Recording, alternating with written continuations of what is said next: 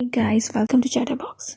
आज हम बात करने वाले हैं एक ऐसी कंट्रोवर्सी के बारे में जो पूरे इंटरनेट पर फायर की तरह फैल चुकी है। इंडियाज गॉट लेटेंट समय रैना का शो जो शुरू तो कॉमेडी से हुआ था लेकिन खत्म एक बड़ी कंट्रोवर्सी पे हो गया। तो क्या ये कंट्रोवर्सी जस्टिफाइड है या फिर ये एक और केस है of cancel culture gone too far? सब कुछ तब स्टार्ट हुआ जब इंडियाज गॉट लेटेंट के एक एपिसोड में गेस्ट जज रणवीर अलाहाबादिया ने एक कंटेस्टेंट से ऐसा सवाल पूछ लिया जो काफी लोगों को इनएप्रोप्रिएट लगा। Watch your parents have for the rest of your life. क्या हो गया रणवीर भाई को? अपने अपने पकड़ लीजिए तुरंत। Or would you join in once and stop it forever? Join in what the?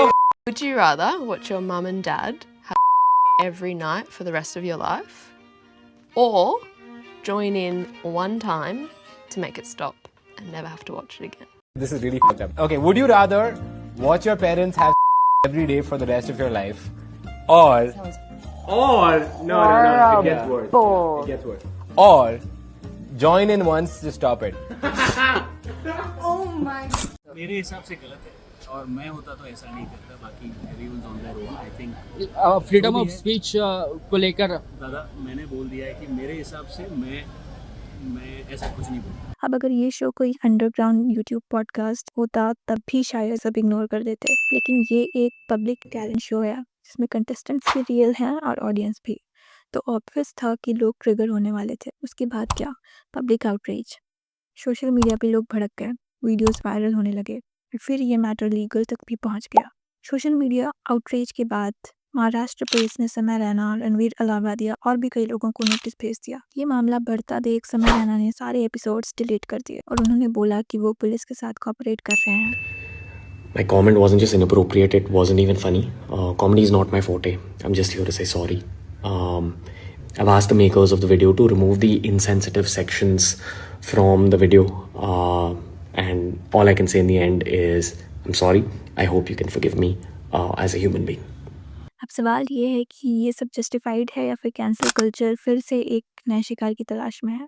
Cancel culture का मतलब है जब किसी इंसान, ब्रांड या ऑर्गेनाइजेशन को उनके किसी ऑफेंसिव या कंट्रोवर्शियल स्टेटमेंट या एक्शन के लिए पब्लिकली क्रिटिसाइज किया जाता है, बॉयकॉट किया जाता है या उनको कॉन्सिक्वेंसेस फेस करने पड़ते हैं। ये ज़्यादातर सोशल मीडिया पर होता है जिसमें लोग कलेक्टिवली उस इंसान का सपोर्ट बंद कर देते हैं, उनके अगेंस्ट पिटिशंस चलती हैं, उनको जॉब से निकालने की डिमांड्स होती हैं या उन्हें सोशल लेवल पर आइसोलेट कर दिया जाता है। कुछ लोग इसे अकाउंटेबिलिटी का एक ज़रूरी तरीका मानते हैं जबकि कुछ लोग इसको ओवर रिएक्शन या फ्री स्पीच के खिलाफ मानते हैं। समय रैना शो बनाया था एक फन कॉन्सेप्ट के लिए, पर क्या इंटरनेट पे हर जोक पर इतनी आउटरीच होनी चाहिए? अब बात सिर्फ समय रैना की नहीं है, ये डिस्कशन हर क्रिएटर के लिए इम्पोर्टेंट है। क्या एक जोक के लिए किसी को लीगल केस फेस करना चाहिए या फिर कंटेंट क्रिएटर्स को ज़्यादा रिस्पॉन्सिबल होने की ज़रूरत है? इंडियाज गॉट लेटेंट कंट्रोवर्सी एक बड़ा एग्जाम्पल है कि कॉमेडी और अकाउंटेबिलिटी के बीच का बैलेंस कितना इंपॉर्टेंट है। इंडिया में एजी ह्यूमर चल जाता है, पर जब कुछ ज़्यादा सेंसिटिव हो जाए या किसी स्पेसिफिक इंसान को टारगेट करें तो बैकलैश आना ऑब्वियस है।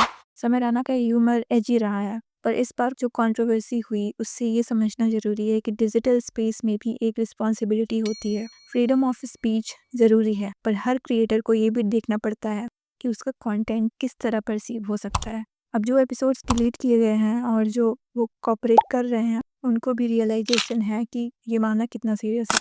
पर साथ ही ये भी सोचने वाली बात है कि कैंसिल कल्चर और लीगल एक्शन हर जोक पे लेना सही है या नहीं। कई बार लोग ओवर रिएक्ट भी कर देते हैं। ये डिस्कशन होना चाहिए कि कंट्रोवर्शियल कंटेंट को कैसे हैंडल किया जाए।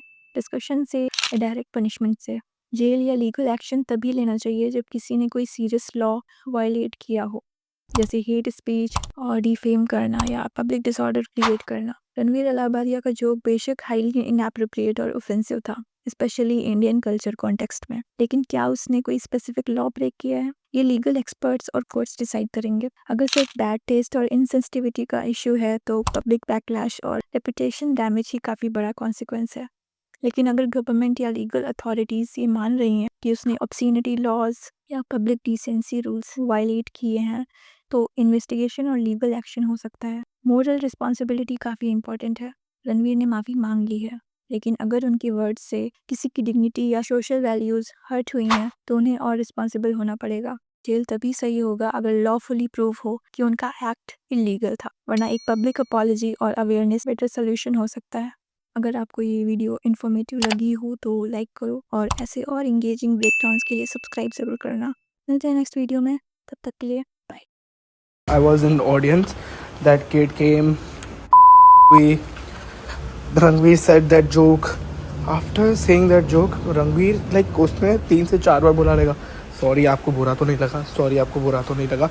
आई know a sorry doesn't fix everything but still he was like कि make sure that kid was comfortable.